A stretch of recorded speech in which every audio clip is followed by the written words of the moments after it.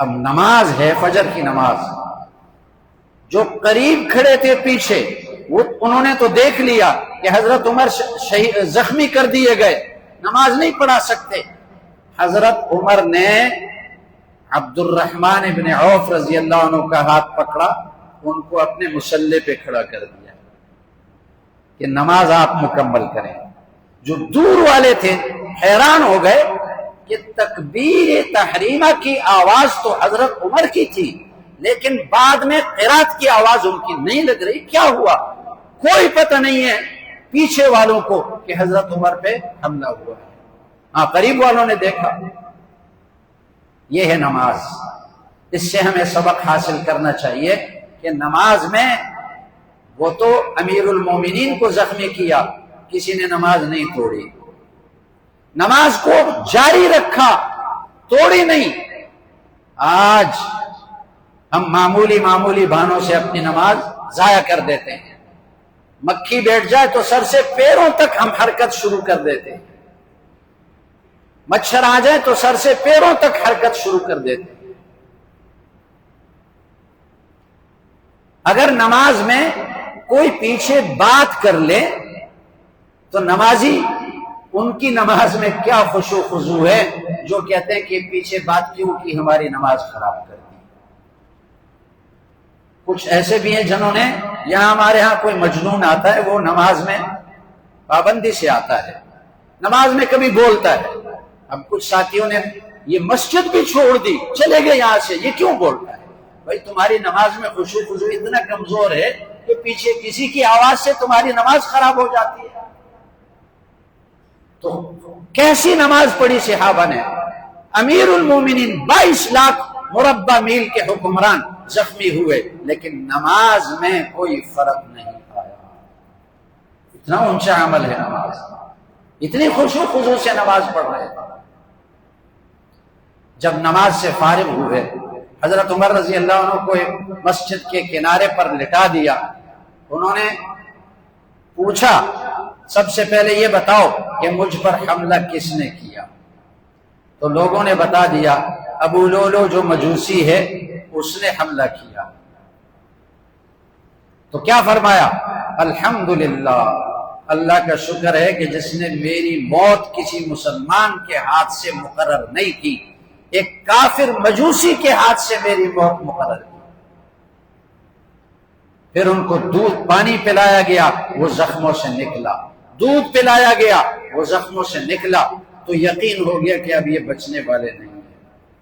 پھر وصیتیں شروع کی، 6 آدمیوں کی شورا بنا دی، حضرت عثمان، حضرت علی، عبد الرحمن ابن عوف، طلحہ، زبیر، سعد ابن ابی وقاص رضی اللہ عنہم، ان 6 آدمیوں کی شورا بنا دی کہ یہ جلد از جلد میرے بعد کسی کو خلیفہ منتخب کر لیں۔ جب حضرت عمر رضی اللہ عنہ کی تدفین ہو گئی، حضرت عائشہ رضی اللہ عنہ کے حجرے کے اندر نبی کریم صلی اللہ علیہ وسلم کے پہلو میں تدفین ہو گئی۔ اس کے بعد یہ 6 آدمیوں کی شورا، انہوں نے مشورہ شروع کیا اور حضرت عثمان رضی اللہ عنہ کا نام منتخب ہوا، ان کو خلیفہ بنایا ان کے بعد۔ بھائی اس میں ہمارے لیے سبق ہے، نماز خشوع خضوع سے پڑھیں، عاجزی کے ساتھ پڑھیں۔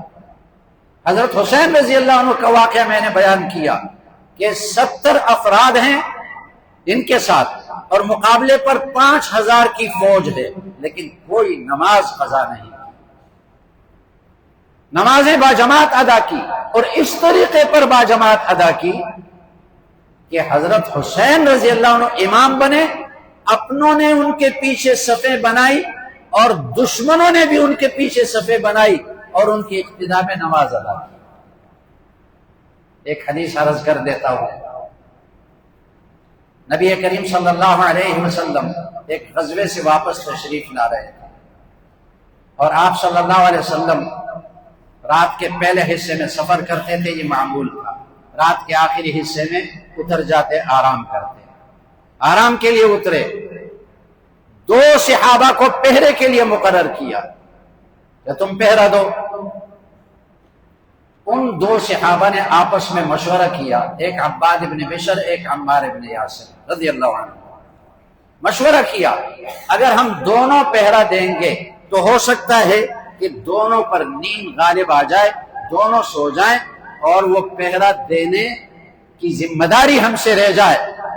ایسے کرتے ہیں، رات کو تقسیم کرتے ہیں، مثلا 4 گھنٹے ہے، 2 گھنٹے تم سو جاؤ، میں پہرا دوں گا، پھر میں تمہیں جگا دوں گا، تم پہرا دو گے، میں سو جاؤں گا۔ انہوں نے یہ طے کر دیا۔ اب ایک صحابی عمار ابن یاسر کی باری آئی سونے کی، وہ سو گئے۔ دوسرے عباد ابن بشر، انہوں نے پہرا دینا شروع کیا۔ اب انہوں نے یہ سوچا کہ پہرا تو ویسے بھی دینا ہے، چلو نماز پڑھو، ویسے ہی جاگنا ہے۔ نماز کی نیت انہوں نے باندھ دی۔ کہیں دشمن نے دیکھا کہ کوئی آدمی کھڑا ہے، دشمن نے 3 تیر پے در پے ان کو مارے، تینوں ان کے جسم میں پیوست ہو گئے، لیکن انہوں نے نماز نہیں توڑی اور سورت مکمل کی، اور جب نماز پوری کر دی، سلام پھیرا، اپنے ساتھی کو جگایا۔ اس ساتھی نے دیکھا خون لگا ہوا ہے، بدن پہ، کپڑوں پہ خون لگا ہوا ہے۔ مسئلہ ان کو ابھی تک یا تو معلوم نہیں تھا کہ خون سے وضو ٹوٹ جاتا ہے، یا یہ ہے کہ ان کو خون کا پتہ ہی نہیں چلا۔ آپ سن لیں، تو جو مہاجر صحابی تھے انہوں نے کہا جب پہلا تیر آپ کو لگا تو آپ نے مجھے جگایا کیوں نہیں جگایا؟ اس انصاری صحابی نے کہا میں قرآن کی ایک سورت پڑھ رہا تھا، اس میں اتنا مزہ آ رہا تھا کہ میں نے یہ نہیں چاہا کہ یہ سورت ختم کیے بغیر میں رکوع اور سجدہ کروں، مزہ آ رہا تھا اس قرآن پڑھنے میں۔ یہ ہے خشوع خضوع سے نماز پڑھنا، یہ ہے قرآن کی تلاوت میں مزہ لینا۔ 3 تیر لگے، ان کو پتہ ہی نہیں چلا۔ اس کو کہتے ہیں مغلوب الحال، یعنی جس کو اپنے جسم کا پتہ ہی نہیں چلتا کہ کیا ہوا، اتنا نماز میں خشوع خضوع اور اتنی قرآن کی تلاوت سے لذت حاصل کر رہے ہیں۔ اس میں بھی ہمارے لیے عبرت ہے کہ ہم نماز خشوع خضوع سے پڑھیں، قرآن مجید کی تلاوت ایسی کریں یہ سمجھے کہ یہ اللہ کا کلام ہے، اللہ مجھ سے بات کر رہا ہے۔ نماز پڑھ کر ہم یہ دھیان لائیں کہ میں اللہ سے بات کر رہا ہوں، قرآن کی تلاوت کرتے ہوئے ذہن میں یہ بات لائیں اللہ مجھ سے بات کر رہا ہے۔ سبحان اللہ۔